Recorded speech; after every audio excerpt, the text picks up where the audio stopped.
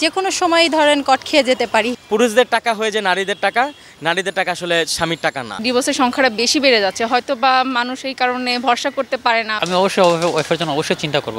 Banking লেনদেনের জন্য স্বামীদের ক্ষেত্রে স্ত্রীদেরকে নমিনি করে থাকেন, কিন্তু স্ত্রীদের ক্ষেত্রে তারা স্বামীদেরকে খুব কম সংখ্যক নমিনি করেন। কিন্তু কেন, সেটি আজকে জানার চেষ্টা করব। আপনাদের সাথে আছি আমি জাকারিয়া রবিউল। একজন নারী হিসাবে আমি বলতে পারি যে হাজব্যান্ডকে আসলে ট্রাস্ট করা যায় না, ঠিক আছে? যে কোনো সময় ধরেন কট খেয়ে যেতে পারি, এই জন্যই আর কি। আসলে কেন বিশ্বাস করা যায় না এটা তো আমরা মেয়েরা সবাই জানি। দেখা যাচ্ছে যে আমাদের সাথে হাজব্যান্ড ঘরে একরকম, বাহিরে আরেক রকম। তো দেখা যাচ্ছে যে একজন ওয়াইফ তার সন্তানদেরকেই নমিনি দিতে পছন্দ করে, এছাড়া তেমন খুব বেশি কিছু না। তবে হাজব্যান্ডদেরকে ট্রাস্ট করা যায় না সহজে। আমাদের প্রেক্ষাপটে এখন যে আমরা দেখছি যে ডিভোর্সের সংখ্যাটা বেশি বেড়ে যাচ্ছে, হয়তো বা মানুষ এই কারণে ভরসা করতে পারে না, বা মানুষের মেন্টালিটি মিলে না, এই কারণে হয়তো বা তার হাজব্যান্ডকে রাখছে না।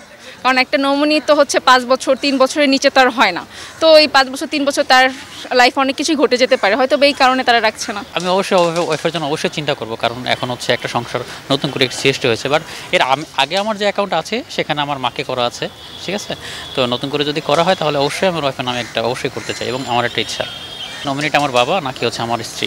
নমিনির যে লোকটাকে দেওয়া হয় বা ব্যক্তিটাকে দেওয়া হয়, সে কিন্তু সে যে হাজব্যান্ডটা আছে সে কিন্তু তার সবচেয়ে বেশি আপন মনে করে তার ওয়াইফ বা তার বউকে। তার পরিবারের একটি অংশ হয়ে যায় তার বউ।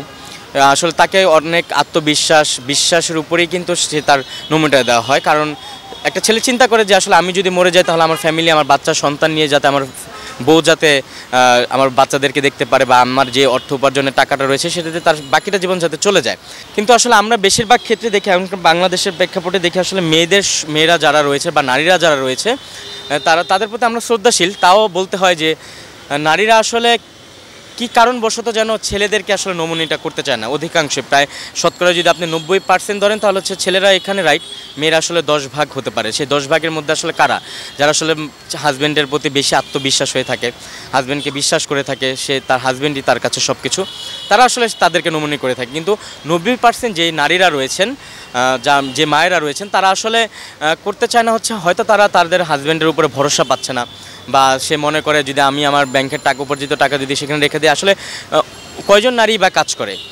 কিন্তু আপনি বেশিরভাগ একটা সময় দেখবেন যে আসলে পুরুষদের টাকা হয়ে যে নারীদের টাকা আসলে স্বামীর টাকা না।